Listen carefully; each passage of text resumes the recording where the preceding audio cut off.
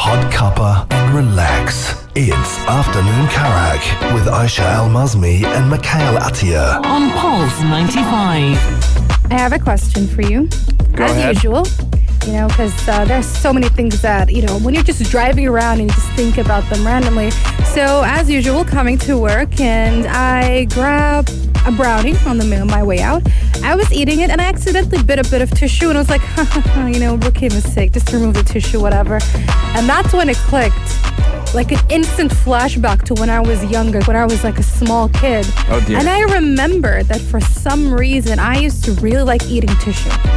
Really? And this is when it dawned on me that I don't think anybody ever caught me doing that. And I don't think even my mom is aware, or my dad, that I used to eat tissue. And this made me think of all the stupid things that you probably did as a kid or eaten as a kid and that nobody knew about. And the funny thing is, it completely Hold on, left my I'm brain. going to call up TLC right now. TLC. My strange addiction. My strange addiction. The 5-year-old Aisha loves to eat tissue and she cannot stop. And her addiction has returned. no, Goodness, God no, forbid. God, no. God, no. I don't think there's any nutritional value in tissue in the first place. But it just, again, made me realize about those things that are like just for some reason pushed really back into your subconscious, and then something like a switch triggers them on the spot. So I'm asking you, do you have any of those moments where you're just doing something and then suddenly like, wait a second, didn't this happen? I think I used to do this when I was younger. Or do you remember when I used to do this when I was younger? Did that ever happen to you? Recently I was at the beach and some sand went into my mouth, right? Mm-hmm. And I remember it triggered this flashback when I used to eat mud when I was a kid. Like, we're talking 5-6 years old. But I used to really enjoy the texture of mud for some reason. I feel like you weren't the only one who had that weird sand or mud addiction. I've heard this many times. I'm not sure. Maybe because it's is it the texture? Is that, it? Or I think maybe as kids we're probably severely deficient in something. And so your body is like, once you taste something like dirt, it triggers some sort of like, I don't know, some affection to it. I don't know. I don't know either. You know what? I'm going to go ahead and say that it's probably because we were weird kids and stick with that. And welcome to the Afternoon Karak, which is for weird kids, all kinds of kids, kids who are young and kids who are young at heart. With an hour getting only a little bit more weirder. Oh yeah, definitely. Today we have the review of Shang-Chi. Finally, Phase 4 kicks off. We're going to be talking about Rick and Morty, One Piece, World Samosa Day, and Nickelodeon's new Avatar, The Last Airbender movies using CGI, and so much more, only here on Pulse 95. So make sure you are staying tuned and staying locked. Is it an epic or epic failure? The Big Review. Movies, games, and TV in focus. Pulse 95. Although I think officially Black Widow kicks off Phase 4, according to some reports a good while back from Kevin Feige and just people from the fandom explaining that. But I think to a lot of people, Shang-Chi is the first movie to kick off the 4th phase of the MCU. Now the story centers around Shang-Chi, who is a martial arts master who basically has to face his past as his dad kind of comes back into his life, and his dad is the person who owns or uses the 10 rings, and he runs the organization. Some might call them like sort of terrorist, kind of, or at least an underground empire. Exactly, a criminal empire, more or less. And basically him having to face his consequences of some actions and the past, including his mother and his sister. First off, let me say that I think a lot of people thought that this movie is gonna be just, you know, a interesting movie, a good movie, but no, it blew me away. Can we start off with the action sequences? Oh my God. Because at the beginning, it was definitely giving off, or at least paying an homage to the original Chinese films that have martial arts in them. You know, like Crouching Tiger, Hidden Dragon sort of movies. And I love that because what they did is they gave us a balance of both. They gave us that part, but also kept to the whole Western/modern way of martial arts or fighting or action movies. Yeah, the first act of this movie did not feel like a Marvel film. I'm like, wait, am I in the right movie? Exactly. I had the same feeling. I was like, this does not feel like a Marvel movie at all. It was like stepping into a Chinese mythos of some kind, which is a great thing because I feel that this is a very unexplored territory, and with that one that we forget actually exists in the Marvel universe, especially when Shang-Chi's father, when they talk about his story, his upbringing as he acquires the 10 rings, becomes this tyrant, this ruthless man who hungers for power and influence until he meets Shang-Chi's mother, and his whole life changes, and especially that encounter in itself is so mystical with her where he has a very aggressive fighting style, and hers is just very light and pure, as if like trying to calm him down, and almost, in a way, she won his heart because of it. Absolutely, that is the exact vibes you get when you watch that fight, and every single fight after it was a pleasure to watch. My favorite one, or at least I think it's hard to say which sequence was my favorite, but the bus scene. I loved that so much. God. The cinematography, basically the fighting scenes aside, but the way the camera was moving to capture the way the fighting was happening, the movement, and all that was just perfect. It was so beautiful. It's so intense and claustrophobic, and the music isn't like bombastic. It's just like and as they go into the tunnel and you see him getting ready to go into a full attack mode, and the tunnel scene, goodness, goosebumps. I've never seen any fighting sequences like this. And did you notice that bus scene, the way he was fighting, gave off also an homage to something else as well?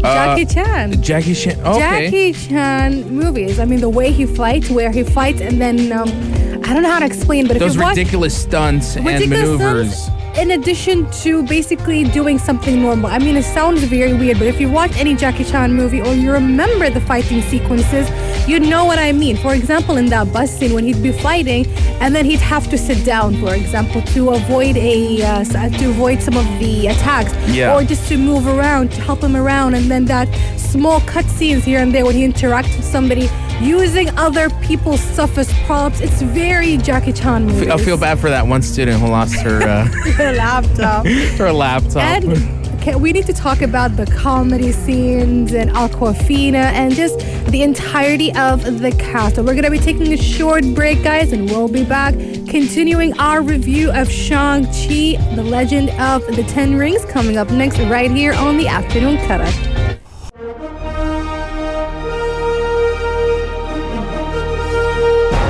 Is it an epic or epic failure? The Big Review. Movies, games, and TV in focus. Pulse 95. We are continuing our review of Shang-Chi and the Legend of the Ten Rings. Do not worry if you haven't watched that movie, where the review is spoiler free. And if you want to join in, text us 4215 Vixalat or 2. We were talking about the previous segment. We're talking about the action scenes and how beautiful they were, how intricate they were, the cinematography, the homages to traditional Chinese martial art movies, and also homages to well-known Chinese actor Jackie Chan. I mean, in some of the scenes were just so reminiscent of the way that he fights in those movies, and it was just beautiful. But now we move on to the comedy, and even though it wasn't a lot, I have to say it was the perfect amount of comedy. Yes, Aquafina plays Katie, who's sort of like Shang-Chi's friend, and in a way, she acts like sort of like the reciprocate to the viewers and what their reaction to everything that happens in the movie. She's like, she's in a matter of days, she's exposed to so much craziness and mysticism in less than a week, basically. Yeah, and seeing her kind of with Shang-Chi is a perfect dynamic because in a way, Shang-Chi, you forget that despite the fact that he's like a master martial artist, he's a serious fighter, but he can be a little bit clumsy and stupid at times, you know. And See, that's the he's got thing. that charisma to him that you can't help. You I know? think that you forget that he's a master martial artist and you just see him as that goofy person who just loves having fun. And it's very interesting when you compare the way that he grew up versus what he is doing in the present, and the way that he had to basically be dragged into this entire thing that has happened in his past, and now he has to face it. Yeah. It was a lot of fun to watch. The CGI was beautiful. I mean, it's Marvel. I mean, you cannot expect anything less from the CGI. The fighting, the mythology as well was very, very well written, and it gives us a good overview of what is happening, and they just tell us enough details to tell us a whole contained story, and also introduce him into the MCU. You forget that it's also an origin story to this character, because as you're watching, you're trying to connect it to the other movies and other superheroes, and it's like, okay, he's technically gonna be one of the next Avengers in upcoming movies. So I think this movie had to really do a good job in developing this character, which they have. There are moments where they step back, and there's moments, you know, despite all the action and pizzazz, there are moments where it does pause and go into certain flashbacks to sort of fill out his childhood and what drives him as a person, and his relationship with his mom and dad, and accepting that with the tragedy in his life, that he has to take the best of both worlds and be the best person he can be in that situation.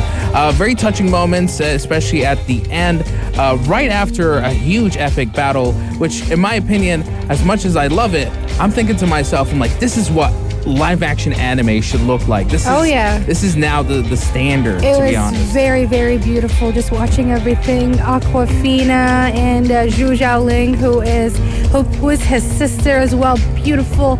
You see the difference, also how rigid she is versus how, loose Shang-Chi is in comparison, and the fact that maybe she had a different upbringing because of what happened to her, etc.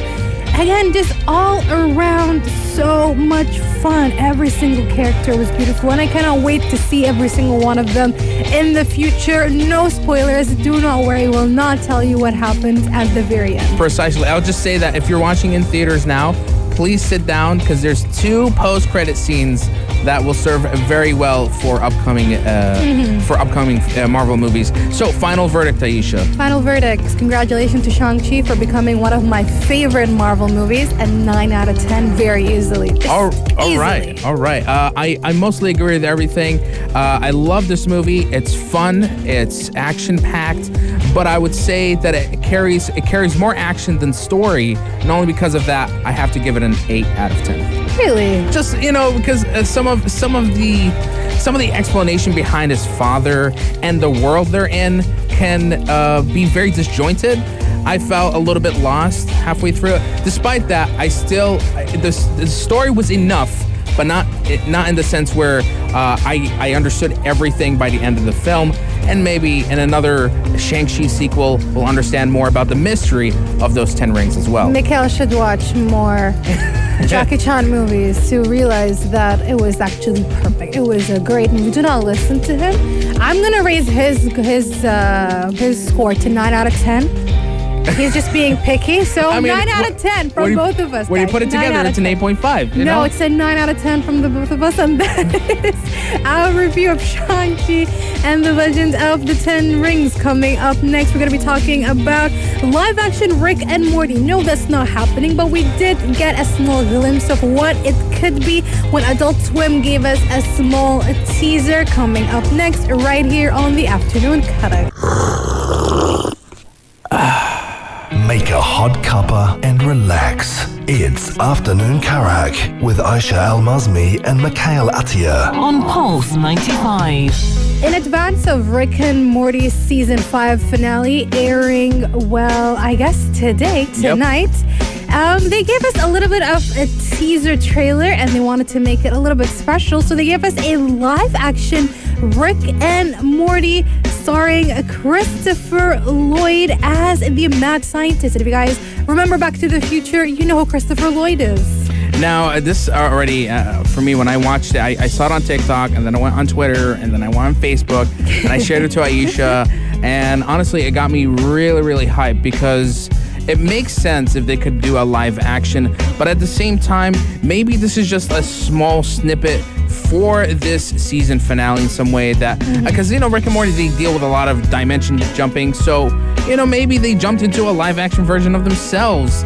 And with having Christopher Lloyd playing as Rick, it makes a lot of sense because if you guys don't know, the creator of Rick and Morty, a long time ago when he created the show, he heavily inspired it from Back to the Future. It was almost like a parody of those film trilogy, and it's nice to kind of like it's full circle in a sense. Very bringing much. him back, and I have to wait until this episode comes out to see if this is just a maybe a part of the episode or a potential live action. There's also another interesting fact that I found out, and this comes from from Warner Media and Toonami co-creator Jason DeMarco, who says that initially they were looking to hire Daniel Radcliffe as the live action version of Morty, but unfortunately it got turned down, and he's like, yeah, that's a wise decision. I think that it could have worked out, but at the same time, I feel like Jaden from It is a much better fit simply because he's within the same age range and he isn't that much older than Morty, and I love it. It was very perfect. And according to some information, just like you said, it is set in as the C-132 universe. So again, even though the co-creator says that this is the last of these live action efforts for now, I feel like this is just an idea that popped up and that could easily work out. Now that we've seen it come to life, I think that we could easily see this as a proper concept because they just gave us the perfect cast. I mean, it doesn't get any better than that. Usually our issue with a lot of animation is how hard it is to translate that animation and find a character that not only, can act it out, because a lot of people can act out various characters, animated characters. I mean, probably any person can do any sort of character. Maybe somebody can do Scooby-Doo, maybe somebody can do Shaggy, maybe somebody can do Fred, but do they look the part? Not really. So it's very rare when they hit the nail with both. So it is right there. The idea is available. Maybe it could happen, maybe not. We just need to wait and see. Again, it would be a great idea for Adult Swim, but I say this, and it's something that you and I always say, if the story ends up just, wrapping up perfectly within the next, this finale, or maybe in the upcoming seasons, and there is no need for the story to continue, then I don't think there should ever be a live action series or movie of Rick and Morty. You're right. I think at most it should just be a one-shot special, just for the fans to stop nagging about, why don't we have a live action version? It's like, there you go.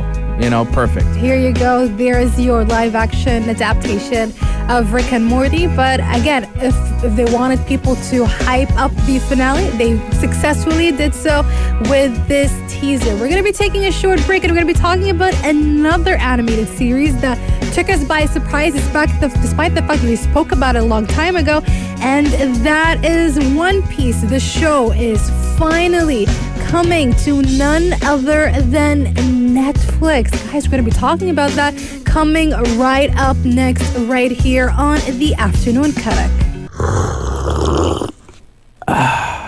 Make a hot cuppa and relax. It's Afternoon Karak with Aisha Al-Mazmi and Mikhail Atiyah On Pulse 95. There's one thing I'm adamant about, and that is I will never, ever, ever, ever, ever, ever, ever watch One Piece.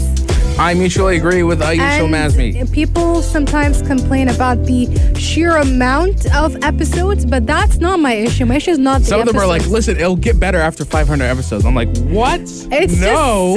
just so funny and so weird how all of the fans are exactly the same. But for me, the reason why I would not watch it is that the art style just does not translate well with me. I do not like it. And that's okay, folks. That is okay. Some shows just never gonna. It's never gonna click with someone. Okay, and that's okay. So this is out there for the One Piece fans to basically lay off our backs for a little bit and perhaps focus on the upcoming 5,000 episodes that are going to be coming out within the next 10, 20 years.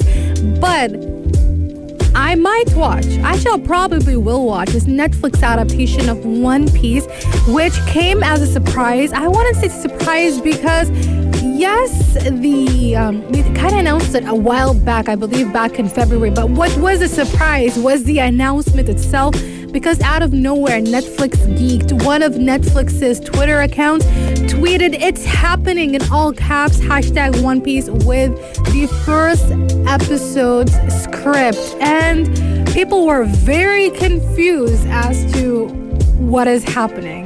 So, from what we understand, this live action adaptation has started for One Piece, and it's going to be 10 episodes so far. And from looking at the script itself, it says that it's being written by Matt Owens and Stephen Maida, or if that I'm getting it wrong. But basically, from this perspective, we're asking ourselves, at which point in One Piece are we focusing on? Are we going right from the beginning, or are we almost like taking 100 episodes and sort of condensing it to one episode? That's going to be incredibly difficult. Yeah. Look at them trying to condense one entire book into 8 or 10 episodes, and they barely managed to do it. Like, unless the episode is 2 hours long, then they can condense maybe 100 episodes into one. But I feel like, again, most likely the various fans can probably know better in terms of the arcs. I'm guessing maybe they're going to cover the beginning, maybe they're going to cover half of the first arc and so on.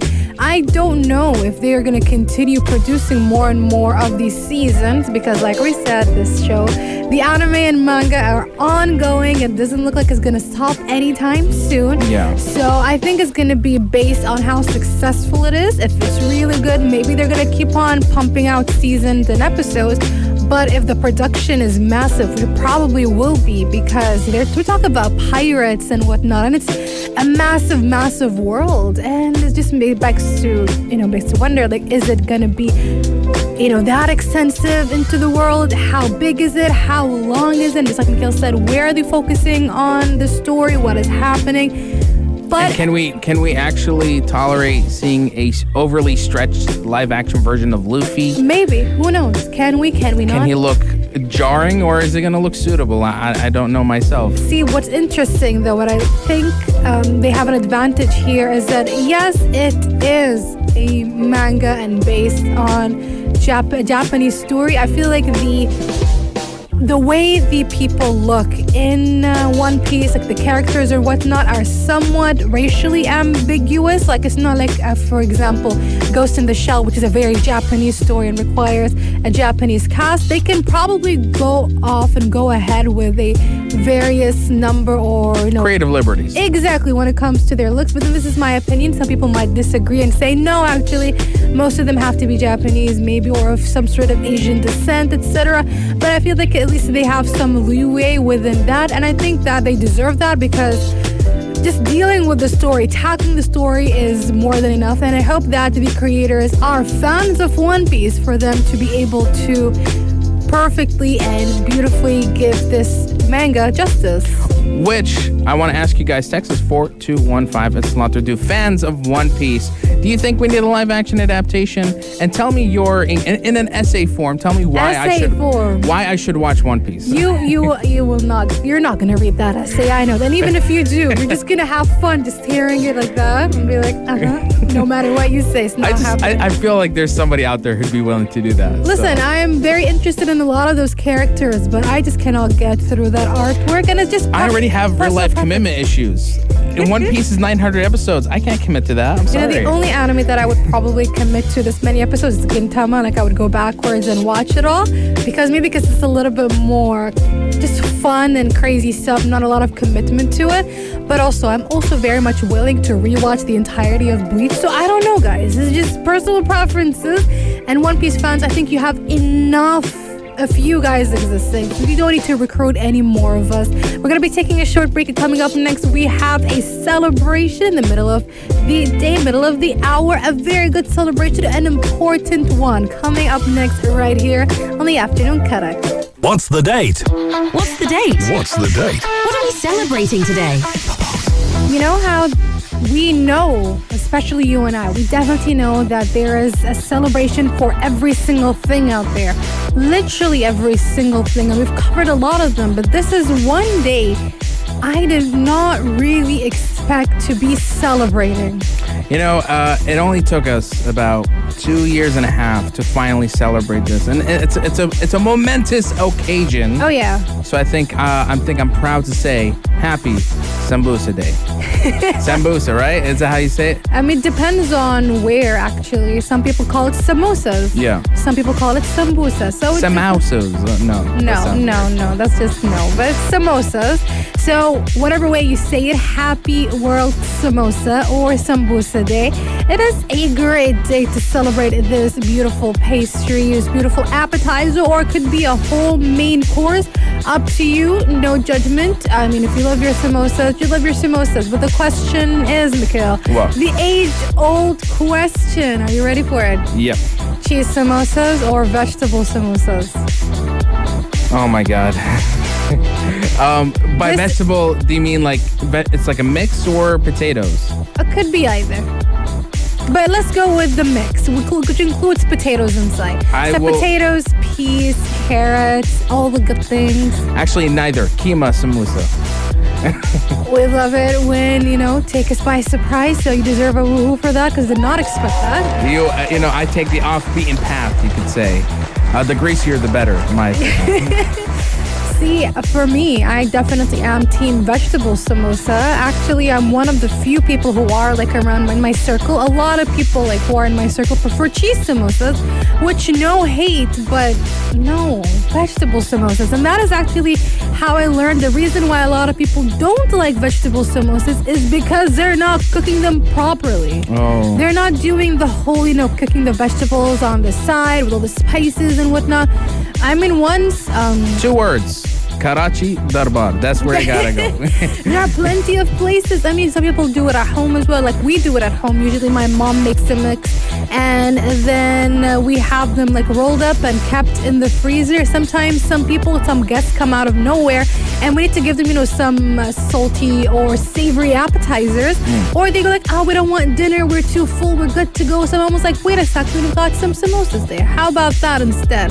And they'd be okay, because it's a good middle ground, because it will fill you up, but also it's not that heavy as well. Again, if you don't go too much. You make it sound like, holding your guest hostage. It's we got vegetable samosas. And that is exactly we've got vegetables. I'm going to stay here for another 3 hours. Different type of cheeses as well. We got that going on. My mom likes making pizza samosas, which... What? Pizza. I mean, by pizza, she has pizza filling. Okay. So it's the tomato sauce, cheese, and depending on if my cousins are there or not. I'm salivating. It's really, really good. You've never told me about this. I'm really sorry about that. But if my mom can make some, I can bring some maybe. I feel deprived. I actually have another question I want to ask. Yeah. In the spirit of Sambusa Day, why is it when Ramadan comes along, we all have this crazy infatuation for sambusa? Every restaurant across and kebab. Yes. No idea. What? Every restaurant opens up a sambusa stall. Why is this not all year long? I swear a year can go by. I don't even eat one sambusa. Ramadan comes along, that first evening kicks in, and I'm I want to buy the entire stock. I'll go to a restaurant. I'm give me 20 of those. It's weird. It's similar to how Vimto became or Tang becomes a sort of a Ramadan drink. Yeah. Same goes for samosas or sambusas. But also, I came across something that a lot of people probably here in the UAE know of, but I just was introduced to it. What is it? I think it was the beginning of this year or the end of last year. I cannot remember. But it's samosa sandwiches. Samosa. Ooh. Which is you get the salmon, the bread, and you smash you put cheese first, just any sort of cream cheese, Kraft, Puck, whatever you feel like. So then you put the samosas, and then you just kind of smash them a little bit, and then put your hot sauce, your dakos, and then you're good to go.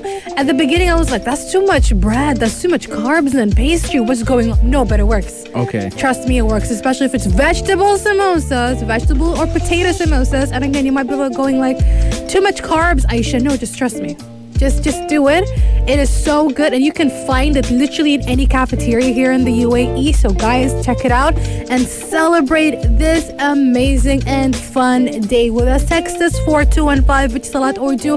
Tell us how are you going to be celebrating this amazing and fun day, and happy World Samosa Day. We're going to be taking a short break, and coming up next, we're going to be talking about Avatar The Last Airbender, and Nickelodeon announcing that every single movie coming out or series coming out from this show is going to be CGI. Coming up next right here on the Afternoon Karak.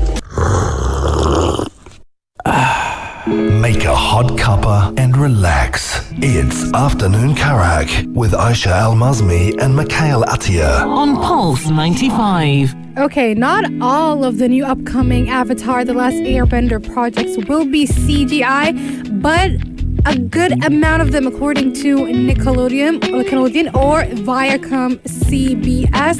And I say that took us all by surprise, because we did not see that direction being the direction Nickelodeon would be taking for the series. Now, this is only for some of their feature films, but I know you as a hardcore fan love the 2D animation, so it feels like it's out of... in a way, it's like, why would you do that? Why can't we just stick to the spirit and the style of the show? But, the industry has been moving a little bit more. They've been leaning more into digital-based animation. It's a lot more cheaper, budget-oriented, and I think that's why they're going for that artistic decision. I do not hate it, but I do not love it, because we need to just wait and see what they do with it. Because again, it feels like, I understand, because as a massive fan, part of me is like, you're gonna miss it, the essence of it, but like, maybe it's gonna work out because Nickelodeon knows what it's doing. So it might actually be a good idea, a good way to take it forward. We don't really know. Maybe it will feel a bit disjointed, but then the series ended all the way back in 2008. That was 13 years ago. So we just need to wait and see. That's why I'm being on the fence and did not say anything. And we just, again, need to wait and see. And for all the fans to hold on tight and see what happens next. Text us 4215 Salat Urdu. Avatar fans, yay or nay? We're going to be taking a short break, and obviously we did not play the song earlier, but this is an interesting song, and it's a song choice from Shang-Chi and Legend of the Ten Dragons. I love the soundtrack a lot, and this song in particular was a lot of fun to listen to at the very end of the movie during the credit scene. Here is Anderson .Paak, Fire in the Sky. It's almost 5 p.m. That was Afternoon Karak. For dessert, Aisha and Mikhail suggest... And with that, we're wrapping up the hour. If you missed out on any of our discussions, also our exclusive review of Shang-Chi. If you're curious about the movie, you probably want to book a ticket later tonight. I want to find out if it's worth watching, then be sure to check out our YouTube channel at Pulse 95 Radio, where we're going to have all of our shows uploaded episodically. Also, we have our podcast alternatives. Afternoon Karak is available on Spotify, Apple Podcasts, SoundCloud, as well as Anghami. Just type in Afternoon Karak and you're good to go. And with that, we have a final suggestion, courtesy of Aisha Al-Mazmi. You guys know how sometimes you want to make this I wouldn't say it's a bad decision, but it's a decision that requires courage when it comes to your hairstyle, because I feel like your hair, or maybe even for some people who have, facial hair, to them, like their facial hair is part of who they are. It defines you. Yes. Exactly that. So you're like, but should I do it? And you ask your friends and they're like, no. Your family's like, no. Well, here I am saying, yes, do it. Absolutely, go for it. If you want to cut bangs, go get those bangs. If you want to color your hair Dye it any color. Go for it. Whether it's like, muted black, a brown, a chestnut, or you want to go crazy with red, white, silver, green, pink, whatever you want, go for it. You want to chop off all your hair?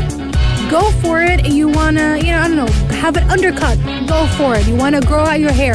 Go for it. I'm going to be that person who's going to push you to do that thing that you really want to do, but you're scared to do.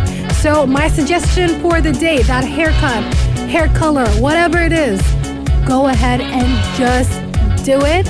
I got your back. And with that, we wrap up our hour right here on the afternoon Karak. We had fun from 4 p.m. to 5 p.m. Also want to say disclaimer, do not listen to Mikhail's final verdict when it comes to Shang-Chi. It is wrong. It is very wrong. It is not correct. Anyway, guys, the fun continues with Big Cass on Yellow Home, keeping you entertained from 5 p.m. till 8 p.m. only here on Pulse 95. If you liked this episode of Afternoon Karak, drop a like and subscribe. Pulse 95. Be sure to follow us on Instagram for all our daily updates and top stories.